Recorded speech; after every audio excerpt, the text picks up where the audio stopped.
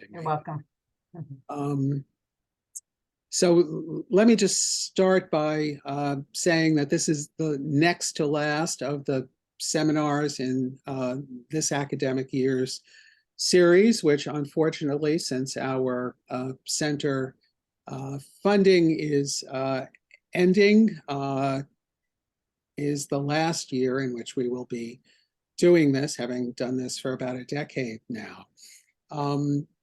And our final session for the year is on June 19th, Monday. That represents a change from the original schedule. If all of you, any of you still have that original schedule in your calendars, I think we were originally scheduled for June 12th. We've moved that to the 19th, and I will be presenting some of the work that has come out of our center as a way of wrapping this up, and we'll get you details and an exact title in the next week or two. Today, however, it's my pleasure to welcome Ingrid Holm. Ingrid is the Endowed Chair in holds the Endowed Chair in Genetics and Genomics at Boston Children's Hospital, and is Professor of Pediatrics at Harvard Medical School. Ingrid has played, continues to play a leading role in many of the national consortia that are exploring the use of genetics and genomics in medicine. Indeed, today we're going to hear about some of the work related to one of those funding efforts from NHGRI. Ingrid's going to be talking to us about newborn sequencing, the future of newborn screening. So Ingrid, thank you so much for joining us today. And if you'll put up your slides, we'll get going. Yeah, well, thank you for having me. And my first disclaimer is that I am blurry.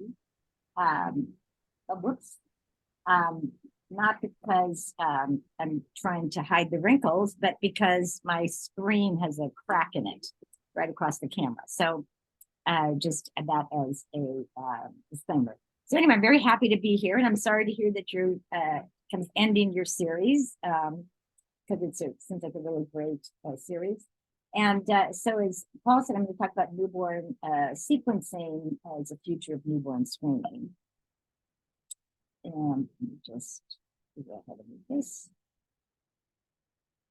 So my only disclosure is on the steering committee for vosoritide, which is totally unrelated to this talk. Ingrid, if I could interrupt for a second, your voice is much clearer when you're facing forward towards the camera. As opposed to...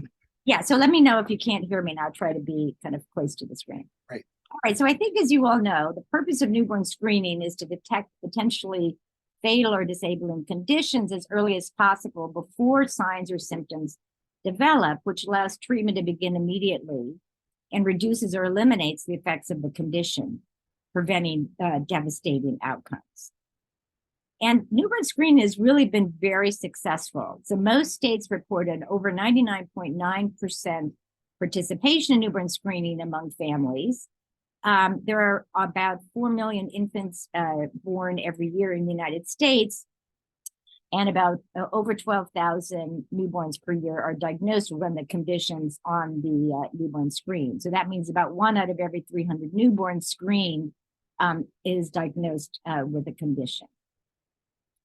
So the criteria for having a condition on the newborn screen was developed by Wilson and Younger in 1968. So these are kind of a list of them. So it has to be an important health concern. There should be a treatment. There needs to be facilities for diagnosing and treating the condition. There should be a latent stage of the disease. You want to get things, as I said in the past slide, before they really develop. There has to be a test or an examination for the condition, and that has to be acceptable to the population. The natural history of the disease needs to be known. There has to be an agreed upon policy of who to treat. Costs should be economically balanced, and it should be kind of a continuous process of case finding. So this has led to what's called the RUSP, or the Recommended Uniform Screening Panel. And there are 35 conditions on the newborn screening RUSP. And this just shows how in the 1960s, there are basically 2 conditions in newborn screening, which I think were definitely PKU, which was the first one, and congenital hypothyroidism. And now there's 35 on that RUSP. And these are a list of the conditions. The majority of them are metabolic conditions that are detected on mass spectrometry. There's also some endocrine disorders, hemoglobin disorders, and then some other disorders, including now hearing and congenital, is critical congenital heart disease, which are not laboratory-based tests, but they are, here is a hearing screen, and the other is pulse oximetry. And then there's 26 secondary conditions on this screen panel. And of note, newborn screening is regulated by state. So conditions are tested, the conditions that are tested for vary state by state. So pretty much all states have those 35 conditions, but the rest of the conditions vary between states on what they have on the newborn screen. And this whole process is regulated by the Department of Health and Human Services, and under that is HRSA. And then there's the committee, so the Advisory Committee on Heritable Disorders in Newborns and Children are the ones who really oversee newborn screening. So there's 35 conditions on the newborn screen, but there are over 7,000 rare diseases. So as it turns out, having a rare disease is not really that rare. So 1 in 17 people has a rare disease. Rare diseases affect 75% of 75% are children. There are over 400 million people across the world with the rare disease, and they are responsible for a significant number of the deaths in the neonatal intensive care units. 30% of affected children don't reach their 5th birthday. Most are genetic. And the average age to get a diagnosis, or the average kind of diagnostic odyssey, is about 5 years. Of those 7,000 conditions, there are about 800 that are treatable. And so these include specific medications, transplants, medical procedures, supplements or special diets, special proteins, and now there's several that can be treated with gene therapy. And this means that about 1 in 135 babies are born with a genetic condition that can be treated in childhood. Yet the RUSP, which I just talked about, only identifies 35 of these potentially treatable conditions. In addition, it takes 9 years, so 9 years is a long time, to add 1 disease to the RUSP. So it's a very somewhat cumbersome and detailed process. It starts with the nomination that the committee, this advisory committee reviews, then they vote on it. If they agree on it, then there's an external group that conducts an evidence-based review. The committee considers that evidence, vote on it. If they agree, they make a recommendation to the Health and Human Services Secretary, who responds. So it's a very long and kind of onerous or cumbersome process. On the other hand, if genomic sequencing were part of newborn screening, thousands of conditions could be screened for simultaneously.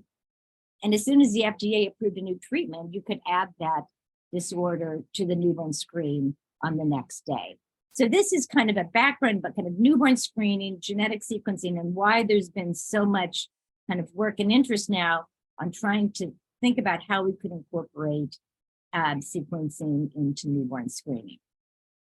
This has also kind of led to kind of rethinking the Wilson and Younger criteria in this kind of genomics area. And this is just an example of a publication kind of outlining how we would start to try to consolidate screening principles and try to kind of rethink this criteria to make it more not so cumbersome.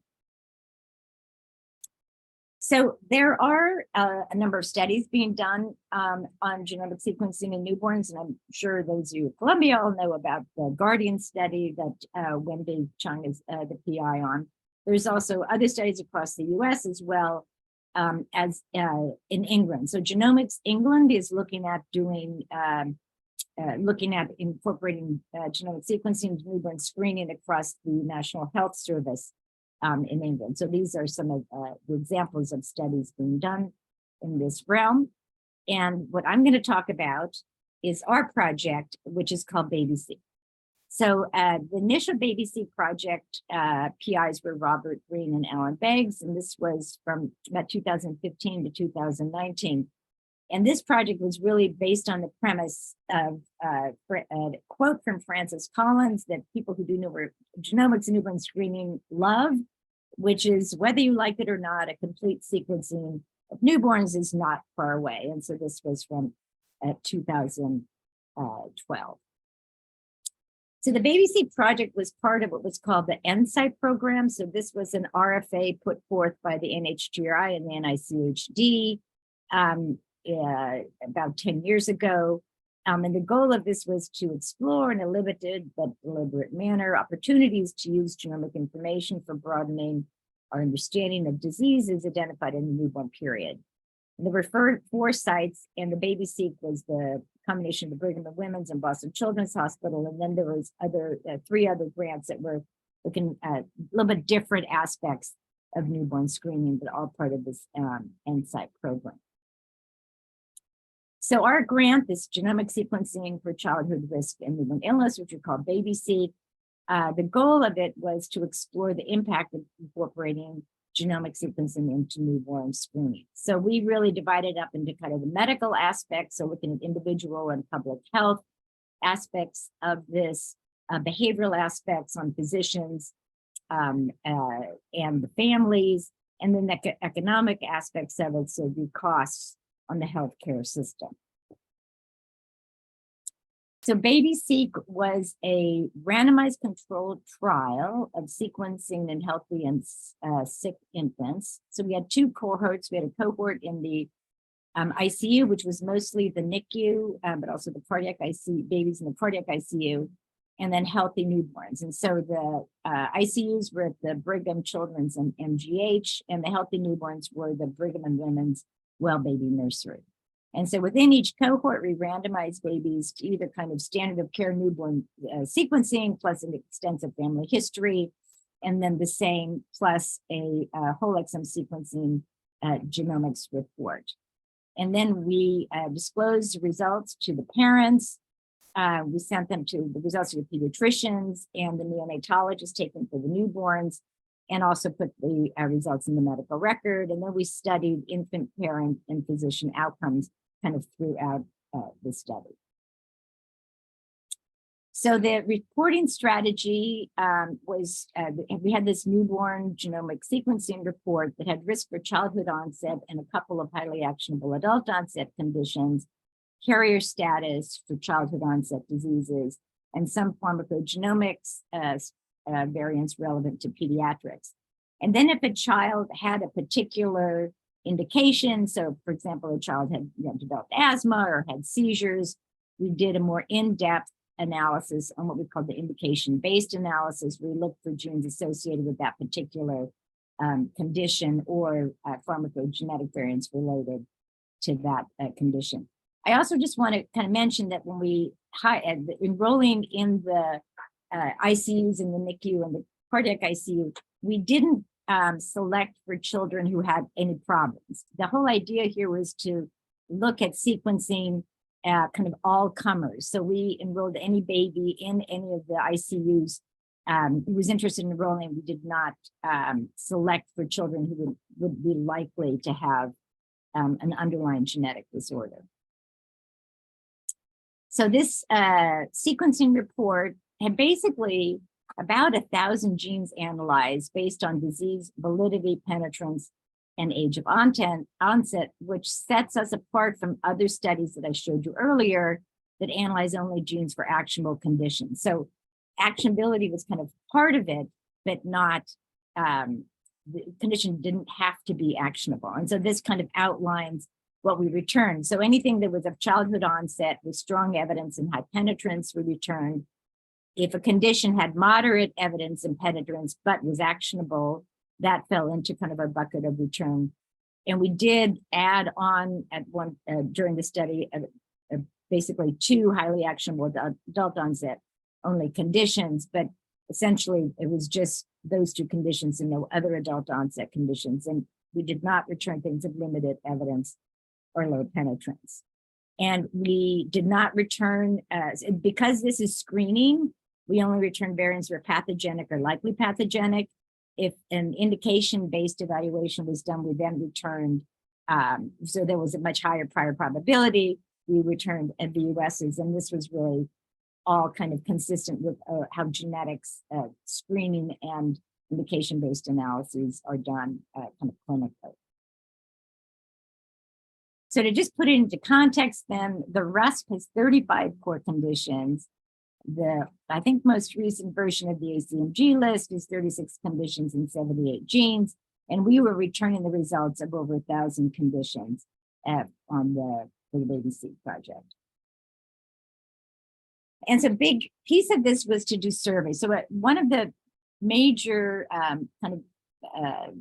things that we really wanted to look at is what were the harms. So when we started this project in 2015, there were a lot of concerns about harms to providers and particularly to parents and families of doing this type of broad sequencing. And so that was really one of our big points of the study, is to really look at harms. And we did this, benefits, but as well as harms. And we did this through surveys. And so the top part there is a parental surveys. So we did a baseline enrollment survey, and then participants were randomized, and then 6 weeks later we returned results to both groups. So in the sequencing arm, we obviously returned the results of the sequencing report, and for both study arms of the study, we had taken a 3-generation family history, and we disclosed we did a kind of a assessment of family history and disclosed what we kind of learned from the family history to kind of make recommendations. So everybody kind of got something, but obviously it's the sequencing versus non-sequencing arm that we're interested in comparing. So then we disclosed the results and did a post-disclosure survey kind of immediately afterwards, and then did another survey 3 months post-disclosure and one at 10 months post-disclosure. In terms of physicians, we tried to do some kind of baseline surveys for physicians that were in kind of in the NICUs, and then we did a post-disclosure survey for all physicians or providers or returned results to, and then did some surveys at the end of the study on providers who had received results throughout the study. So in terms of parental outcomes, we looked, and again, Stacy's on the call, so she can tell you a lot about this. And a lot of the work that I'm showing you on this end is really work that Stacy led as part of this project. So we're giving parents genomic information about their child have a psychological impact on parents. And so we looked at child-centered stress and personal distress. We're giving parents genomic information about their child affect the parents' relationships. So we looked at the partner relationship. And then in terms of family relationships, we're giving parents this information affect the parent-child relationships. So child health, parenting behaviors, parents' perception of the child, and parent-child bonding. And then in terms of physician outcomes, we looked at how physicians' attitudes changed after they had an experience with BabySeq. And we looked at how physicians utilized the information from the results that we returned. So we tried to do a fairly, really broad and comprehensive look at the impact on families and providers. We'll talk now just about recruitment for this. So this was put together by Casey Genetti, who's was one of the genetic counselors really running the BabySeq project. And so what happened is, and the way we recruited is that we really asked everybody who we could in the NICU and as well as in the well baby nursery if they were interested in hearing about the study. And again, you think about it, particularly in the well baby nursery, these are mothers, they've just had a baby, they're in the hospital for 2 days. It's a kind of an overwhelming time. And then we kind of came in and asked them if they would be interested in participating in a research project. And only one out of 10 was interested. And so most people really declined, and we'll get into why they declined.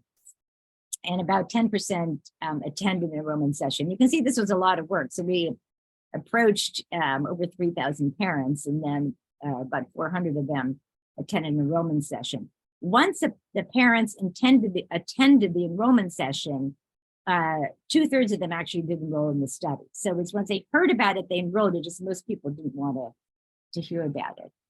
So we did kind of a decliner survey. So it wasn't really a survey. We asked people when they declined why. And as you can see, most people were just not interested in research.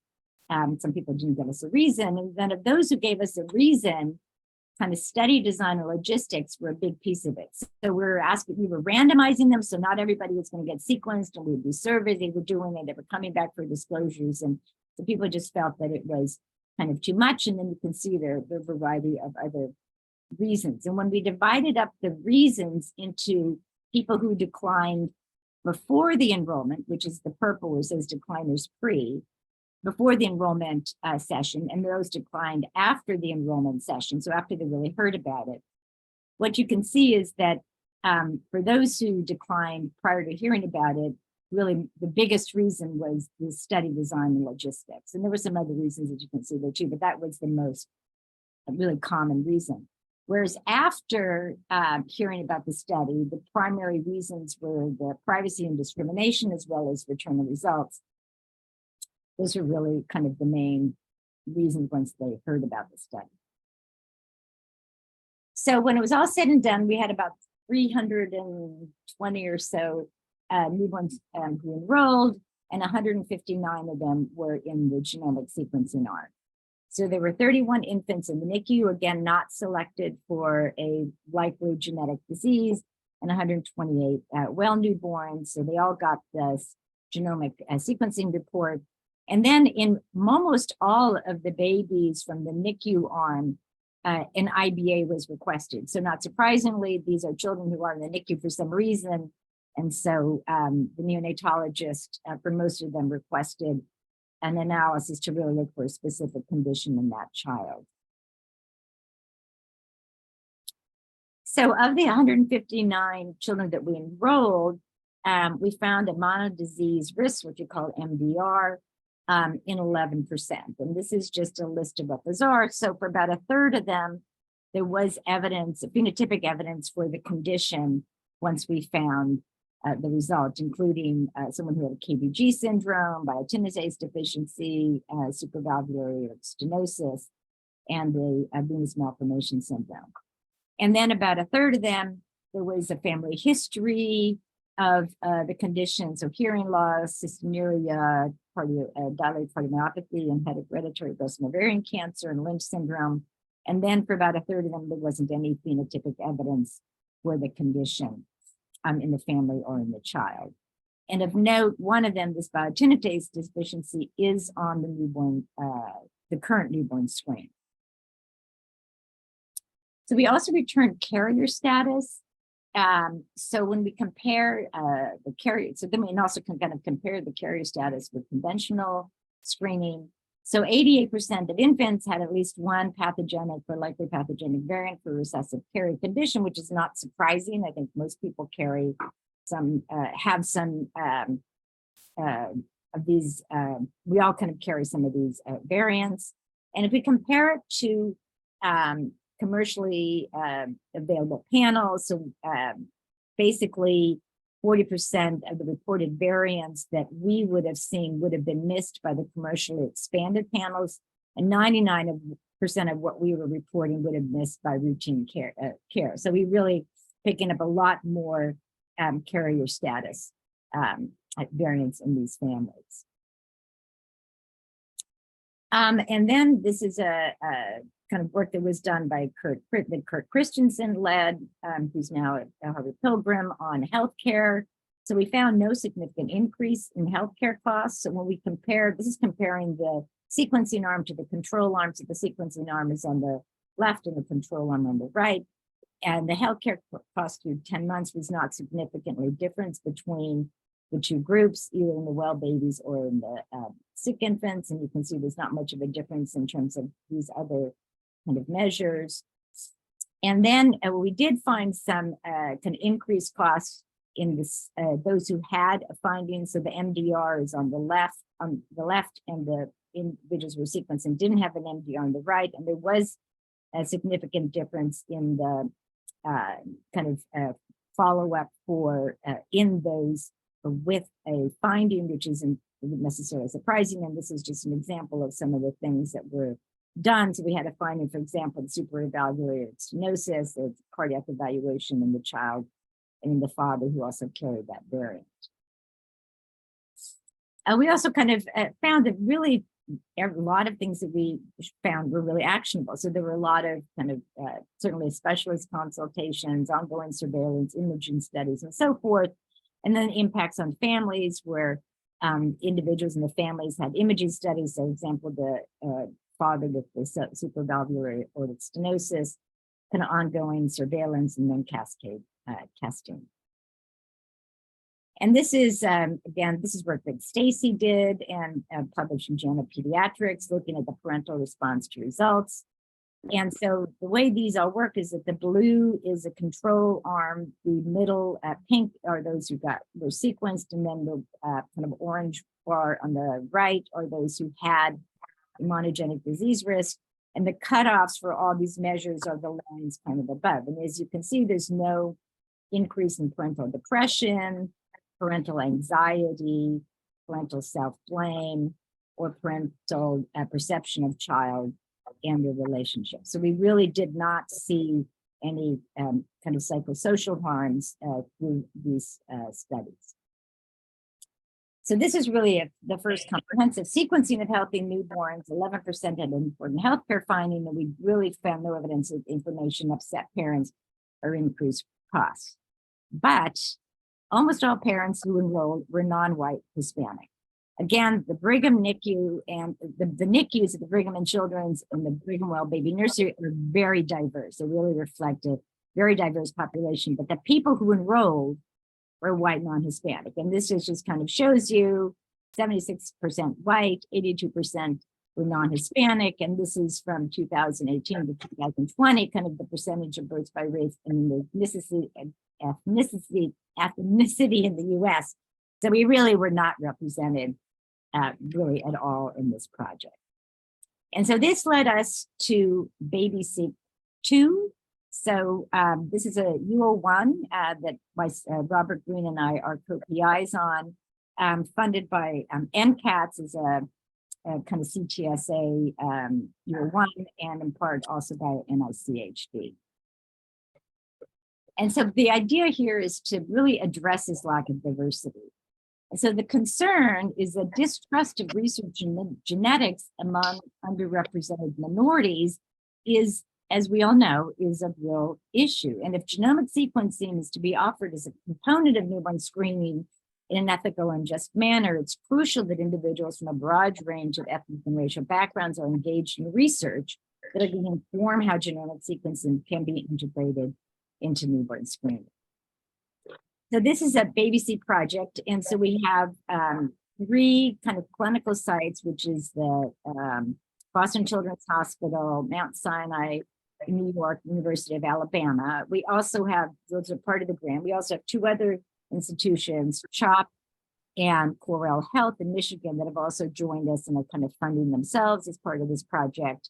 The sequencing is done through the Broad and then analyzed by the Laboratory for Molecular Medicine. And then the Harvard Pilgrim Healthcare is involved in doing the kind of assessment of healthcare costs. And Baylor, again, is with Stacy as a lead, looking at the surveys and assessing kind of these psychosocial outcomes. So this is also a randomized trial. So the idea is to enroll at least 500 healthy infants, 1 to 6 months of age, and their pediatricians, focused on African American, Hispanic populations. And so again, it's comparing kind of standard pediatric care to standard care plus sequencing, disclosing results to the parents and returning to the pediatricians, and looking at the same kind of medical, behavioral, and economic outcomes. So when you're trying kind of this idea of enrolling diverse participants, I think we kind of decided that the way to do that is to really go to where the potential participants are. So we're enrolling right in these clinics. These are Boston Children's is kind of an inner city clinic that is primarily African-American Hispanic. UAB has also a lot of African-American clinics, and Mount Sinai again has this combination of African-American Hispanic population. So we're really going to where the patients are the potential participants. And so these are these community health centers. And that means enrolling children who are a little bit older but we feel that enrolling the first 6 months of life is still kind of young enough that it can inform kind of newborn sequencing. And so we've added a real kind of community engagement piece of this. So the first year we did a lot of interviews of parents from these clinics for all 3 sites, Children's, Mount Sinai, and Alabama, and asked about their beliefs about genetics, barriers to participation, concerns about the study. We kind of presented it to them, what type of information they would like and what kind of outcomes would be of interest to them. And then we've we now have a stakeholder board, which we're now kind of calling a community advisory board, which is members who are parents at all of the clinical sites, and we're getting their perspectives for genetic and research, and they've helped guide our protocol development and our participant research procedures. And we've been able to discuss with them implementation challenges, and they're also partnering with us in publications coming from this. And they meet 3 or 4 times a year for a couple of hours, and it's a very engaged group of stakeholders. So then we also have a healthcare provider enrollment in genomics education, and this kind of addressed a concern that came up when we were applying for the grant about healthcare providers in these kind of poorly resourced communities receiving genetic information that they weren't prepared for. And so we've engaged Hudson Alpha and their SouthSeek Genomics Education Program and modified that to provide that to healthcare providers at the sites where we're enrolling. So it just talks about the reports, what to do about the results, and how to counsel parents. And then we're recruiting patients of providers who are participated in the training and participating in the training. So we're training the report return is really very similar to what we did in the first BabySeq project. So it's the same kind of outline for the report with the indication-based analysis as indicated. And then we're conducting surveys. And again, this is work that Stacy is leading at Baylor. So surveys to assess the psychosocial impact. And so our hypotheses are that parents of infants in the arm that receives a genomic sequencing compared to the family history arm only will have no greater disruption to parent-child relationship, the parent's partner relationship, or personal distress. So we're doing surveys at baseline, immediate, and 6 months post-disclosure in Spanish and English. And this just lists some of the domains and constructs and measures we're using, which are very similar to what we used in the initial BabySeq project. And then we're assessing the medical impact on infants, families, and healthcare providers. So with infants and families, reviewing the medical records, we'll be asking parents about symptoms and diagnostic results and things that they're doing to us in terms of medical actions. And the idea is to determine whether a monogenic disease risk reveals an unsuspected phenotype, explains a family history of a conviction, or prompts surveillance. And then we're collecting feedback from providers throughout the study by monitoring the use of what we're calling a genomics resource center, which just basically means that we're kind of available at any time for questions for either the provider or the families about the study.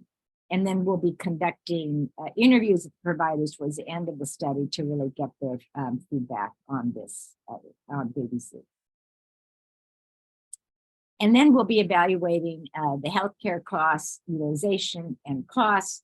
And again, in a similar kind of way that we did. And this is work that will be led by Kurt Christensen and the group at Harvard Pilgrim to look at attributable costs. So services recommended and motivated by the disclosure, genomic services, so any other genetic or genomic testing, and then all costs, healthcare out of pocket, and informal health sector costs.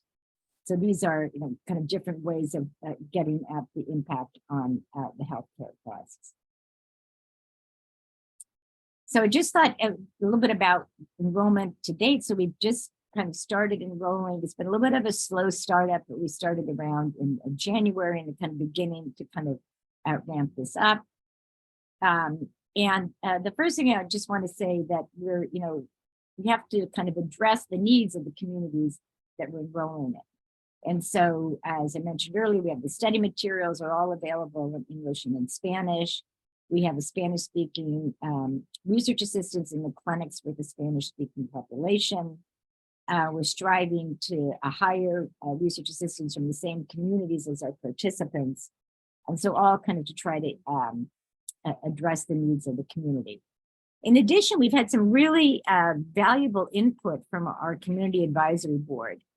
And they actually were able to convince our IRB to simplify the consent form and change it around a little bit, because they, if you read, as those of you who do research, you read consent forms, that most of them are at some kind of a college level reading. And so we've tried to really simplify the consent form down to an 8th grade reading level. We learned from the community advisory board how important it is to engage providers. So parents really trust their pediatrician.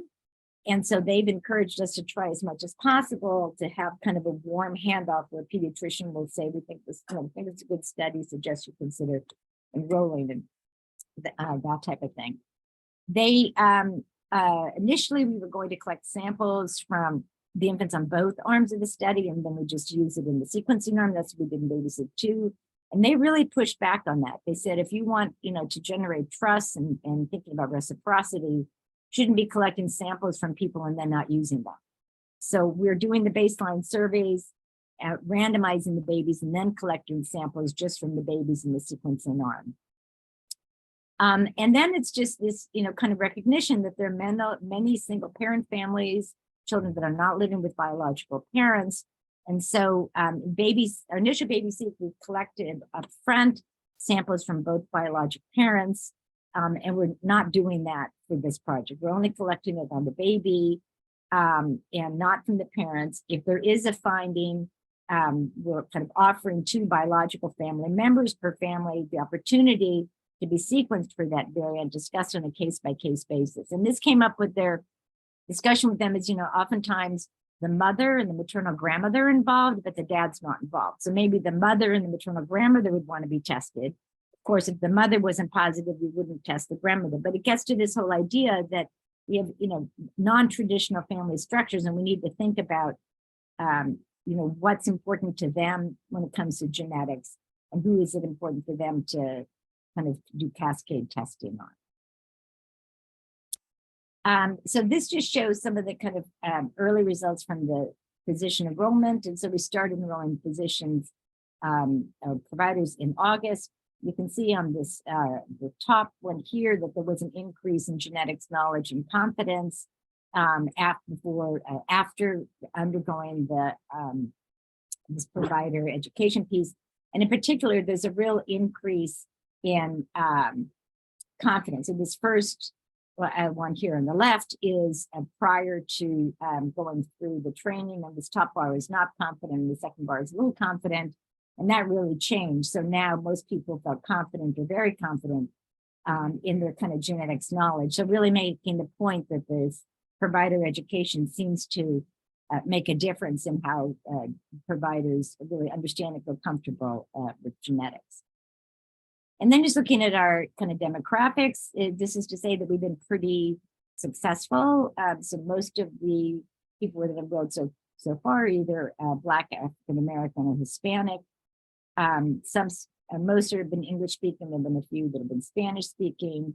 The education level is also kind of split half and half between high school and below into those above high school. And then the household income in particular, the largest group is in the less than 20,000 a year household income. So we are kind of targeting, and we are enrolling the kind of those of the race and ethnicity that we are targeting, as well as the socioeconomic status. And then most of them are on some kind of government plan like Medicare, and have some additional support, things like the WIC program. We also are trying to ask people about, if they're interested. When we first approach them, if they're interested. So about half of people say kind of initial contrast, they're not interested.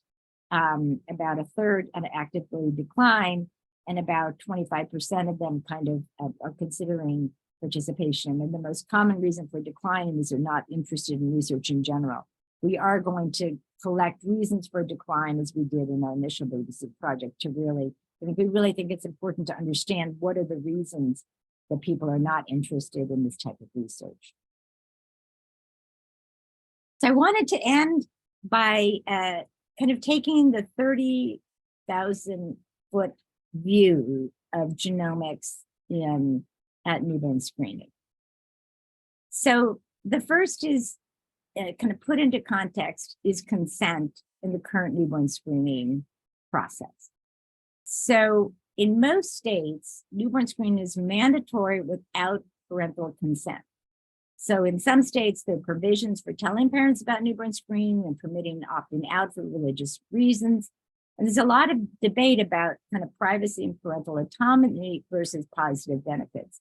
In a sense, I'm not trying to sound kind of negative, but I think the newborn screening program, in a sense, feels like we don't ask people directly before they do it, because if we ask too many people, they're not going to do it, and they want everybody to do it. So there is this pushback a little bit against getting too much into consenting, because you don't want people to say no.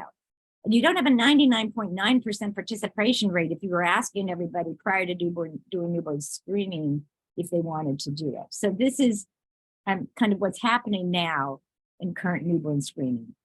The other thing that's happening is the dried blood spots are retained with identifiers as per state laws. Now, there are some states that have had legal, the parents have gone to court and they've had to get rid of the dried blood spots, but most states retain the blood spots. And there's also kind of debate about using samples collected without parental consent for research. And so there's been some kind of pushback on that, but these are kind of the things that are happening now with newborn screening and consent. So if we're considering incorporating sequencing into newborn screening, this puts us in a whole, I think, kind of different place. So first of all, if we're considering incorporating sequencing, genomic sequencing cannot fully replace newborn screening. So that's kind of the first thing to say. So not all conditions are genetic. For example, congenital hypothyroidism is not genetic, so that's always going to have to be tested for in a different way. And some conditions are not using blood spots, so like the hearing test. So we're not talking about replacing it. So that's kind of the first thing to think about. So we have to think about data storage and privacy. So, is it going to be okay to continue to store all of this kind of genetic data? And what are the privacy implications of that? The other consideration is, on the positive side, is that you're potentially reducing, or will be reducing, the diagnostic odyssey for many children who have a genetic disorder that gets diagnosed right at birth. We have to think about uncertain genetic findings. So it's not just VUSs, which I think most likely we would not be returning because it's a screening test, but things like penetrance and expressivity. I mean, a lot of the relationship between a genetic variant and the disease is not known for a lot of conditions. And so the penetrance is really whether you have something or not, and expressivity is how it's expressed. So those are really not known. And this is especially true in populations underrepresented in research. So you're more likely to have a VUS in a population underrepresented in research because you don't have enough information about variants in that population, and the variants do different in different populations. So this is a big issue, I think, that we have to think about if we're incorporating sequencing into newborn screening. The other is equitable access. So if you're telling people at birth, your child has this disorder that's going to require at some point gene therapy or an organ transplant, I mean, what about parents' access to healthcare, their ability to really act on that? information. And so I think that equitable access is really a kind of a huge issue. We are not the UK that has a national health service. You know, as everybody knows, we have an incredibly distributed healthcare service. And then getting back to this consent question, you know, is this going to be mandatory? Is we going to have to get consent? Is it going to be mandatory? Is it going to be optional? Are we going to get consent? Are we going to let people opt out? What kind of pre-screening counseling? What's the informed consent look like? What are the opt-out options? What are we telling people about carrier status? So we had, like, everybody had carrier status. Are we going to discuss that with families? And what kind of education needs to go into this whole kind of consent process? And then there's what I call the elephant in the room. So the elephant in the room, from my perspective, is kind of doing this research, is the infrastructure. So right now we have this, you know, this advisory committee that, you know, takes 9 years to add one condition, and they do a deep dive into really deep dive into the condition to decide what's going to be in the newborn screen. That's just not going to work with this. I mean, so how are we going to? What are we going to do about the governance issue? How are we going to implement this? What's the, you know, how are you going to collect the, where is it going to be done? How are you going to kind of oversee kind of in all of those processes? The other issue is this issue of the state versus federal control. So if we continue to have a state by state process, that means that, what is that going to mean? Like, is one state going to decide what they're going to return and not return? Is one good state going to say they're going to do sequence and they're not going to do sequence? I mean, you could, right now we have many differences between states already. So what you get screened for if you live in Massachusetts can be maybe different than what you get screened for if you live in North Dakota. So is this going to exacerbate these state by state differences? And our state's going to be deciding what they should do. And it really means, I think that if we're going to implement something like that, we will have to think about having more federal control over newborn screening, which, as you know, is not necessarily politically that popular of a thing to do, but that's kind of what we would consider. And then there's all these issues with kind of data storage. Like, where's the data? What's the data going to be stored? Where it's going to be stored? How are you going to protect it? So to me, those huge kind of infrastructure issues. The other kind of piece of it is just the education. I think parents, providers, policymakers, the public, there has to be a huge push to really educate everybody about this. I mean, we're doing these interviews with parents about current newborn screening, and we ask them what they know about newborn screening. And a lot of them don't even really know about newborn screening. And some of them remember, oh, they took the baby away and he or she came back with a Band-Aid on their heel. But they don't even really know what it is. It just gets done. So that's not going to fly if you're going to do this whole genomic sequence. And we really has to be a push towards education. And the final issue is just the cost. I mean, but the big issue is the cost. How is it going to be paid for? You know, and when is it that it's going to be reasonable to add this onto newborn screening for all 4 million children who are born in the United States every year? What's that kind of cost going to look like? And then finally, like the healthcare system, how is this going to impact the healthcare system to kind of add genomic sequencing? All right, so in conclusion, this is kind of what we do now. So the sequencing is, we start up with the kids in the NICU, a very high prior probability of having an issue, and then kids are obvious phenotypes, subtle phenotype, maybe markers. So this is kind of where newborn screening is now. And so what we're talking about is changing it from a prior probability kind of a view to a risk stratification and medical contextualization view. So screening all babies and then looking at the family history, cascade testing, biomarkers, and phenotyping. So I think this is, it's really an exciting time for newborn screening. There's so many possibilities. There's a potential for saving lives. I mean, there's so much that kind of really good that can be done about it. But there's also a lot of research needed. Implementation, how it's going to affect families and providers, effects on healthcare, and then these issues with the public health program, of governance, consent, healthcare implications, and public acceptance. So it's exciting, but there's really kind of a lot to be done in this field. So I'm just going to end with kind of acknowledgements. This is the original BabySeq project team from our first grant. This is the leadership now from our BabySeq 2 project at Boston, New York, and Birmingham. And then the list of all the kind of people participating in BabySeq, including the funding from the NCATS, NICHD, and the Greenville Foundation for some of our grants. And so I will stop there, and I'm happy to take any questions. Great. Thank you so much, Ingrid. If you pull the slides down, people can see each other. And I told Ingrid at the beginning that I thought the clarity of her presentation would more than make up for the blurriness of her screen, and I'm not surprised, but I am pleased to say that was absolutely the case.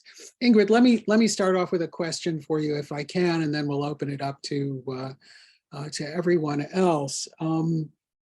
We have a particular interest here in impact on parents of receiving information from newborn sequencing, and we're just getting a study underway now looking at that. And I wondered if in your data you had or could look at a distinction between what even in this context could be construed as diagnostic testing with an indication, and well baby testing. Child looks perfectly normal. Nobody's thinking that there's anything wrong. Sequencing is done, and it identifies a significant risk for the child going forward. It seems to me in the first case, there might actually be relief on the part of the parents. Now we know what's wrong with our child. And in the second, it's conceivable that they would have a very different reaction.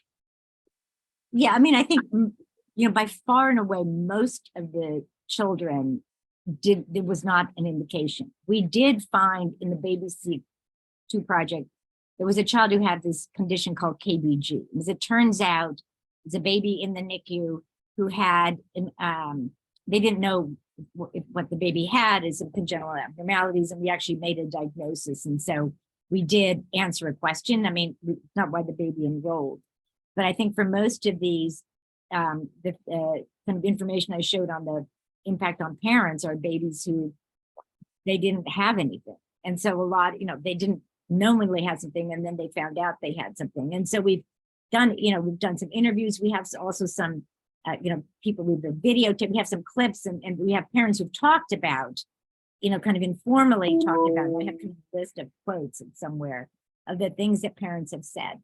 The thing is that you have to realize that parents who signed up for this, that it's a biased population, and because they signed up for it. So there were a lot of kind of positive things, at least now we know. And if they don't get anything, we were really happy to do it. We want to do everything we have. There's a lot of that type of thing. So I think that I don't know if that kind of answers your question, but it's, I think that we, particularly through kind of interviews and things that families have told us, it ends up being a very positive, and people think of it very positively, but it is going to be some bias because of the people who signed up. And that's why we're trying to get a much more diverse population of people who are not, we had people who worked at the Broad, we're geneticists, we're financial plan. And it was, you know what I'm saying? It was that type of thing. And so we're trying to get like regular people, what they think. And even that population is going to be somewhat biased because they're going to be people who choose to sign up. So that always makes it a little bit of a challenge. Right.